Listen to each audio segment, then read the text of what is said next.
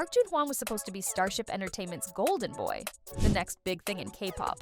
He'd fought tooth and nail through a survival show called Debut's Plan just to land a spot in their brand new boy group, IDID. He was inches away from stardom. But right when it looked like Joon-hwan was about to hit the big time, everything came crashing down. It started slow.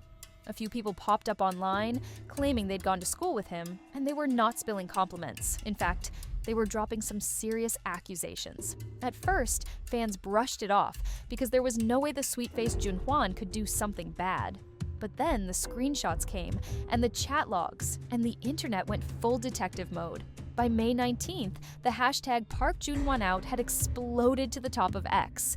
So what was the big deal? According to the alleged messages, Joon-hwan had a not-so-charming past. Claims came out that he'd said gross things about girls during his school days. It got even worse. Some people accused him of being involved in sharing fake, edited pictures of female classmates. If any of it was true, this wasn't just teenage nonsense. It was serious, and fans weren't having it. As the rumors spread like wildfire, people online went full Sherlock. Screenshots were analyzed like secret codes, threads got longer, and accusations piled up. More supposed classmates came forward, each one adding fuel to the fire. It was like the internet had kicked down the door to Joon-hwan's past and was throwing everything out in the open. Some fans were devastated, but others were downright furious. A few still weren't sure. Maybe it was all made up by haters, but the sheer amount of stories made it hard to ignore. Then came the drama offline. K-pop fans don't just tweet, they make a statement. So, when they felt like Starship wasn't listening, they pulled out the big guns, funeral wreaths. Yep, these were actual giant floral wreaths, like the ones you send to a funeral, delivered to Starship's building. Imagine you walk into your entertainment agency job, and there's a bunch of huge flowers with ribbons reading, "Goodbye Joon-hwan," sitting in the lobby. The message was clear. Joon-hwan's career, as far as they were concerned, was over. Online, fans clapped back harder than ever.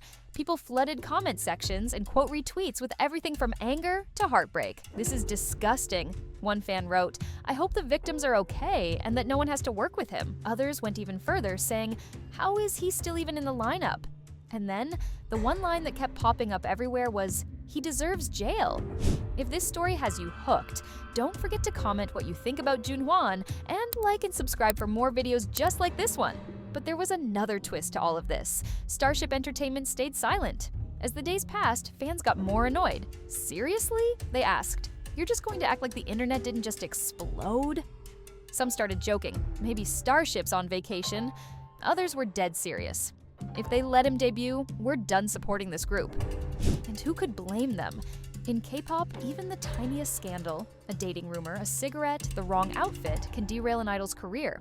But here was Joon-hwan facing some of the worst accusations out there, and the company wasn't saying a word. This wasn't just some silly gossip blowing through the K-pop grapevine. Nope, this hit deep. It shook up the industry and even touched nerves way outside the K-pop world. South Korea has been going through a major wake-up call in recent years about disturbing behaviors. People are way more alert now, and they don't just scroll past bad behavior. In K-pop, idols are often treated like role models, whether they want that job or not. They're held to a high standard, especially since their biggest fan base is made up of young women. Fans want to feel safe, respected, and proud of the people they support. In the case of Joon-hwan, the combination of juicy drama, possible deepfakes, and the idea of standing up for women made it all explode. Fans weren't just gossiping, they were taking a stand. In a way, it felt like K-pop's own mini MeToo moment. People weren't willing to look the other way just because Joon-hwan was cute or talented. They wanted accountability. This kind of thing isn't new in K-pop, though. There's a long list of idols whose pasts came back to bite them. Remember Kim Garam from Ellie Seraphim? She debuted in 2022 but was accused of being mean to her classmates. Her company tried to defend her at first, but 2 months later, she was gone. It was a major fall from grace for someone who'd been hyped as the next big star. The same thing happened to Soo-jin from Giddle. She faced accusations too, and after a long pause in her career, she left the group. The pattern is pretty clear. If the public turns on you, your idol career can end fast. And it's not just female idols.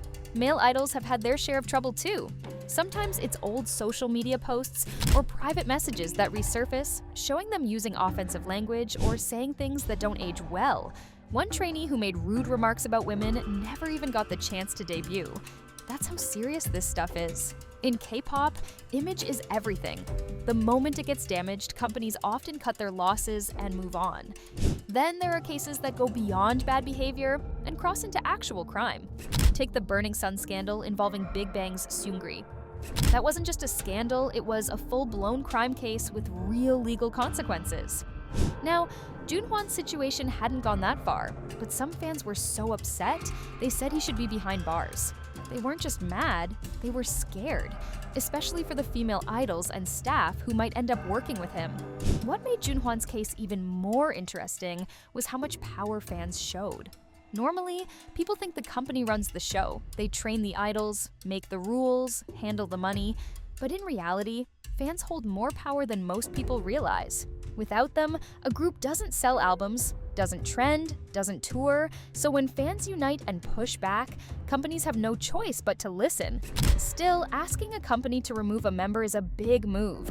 It means fans are willing to break up with a group they love if it means standing by their principles. That's not easy, but with IDID, a huge chunk of the fandom seemed totally ready to take that risk.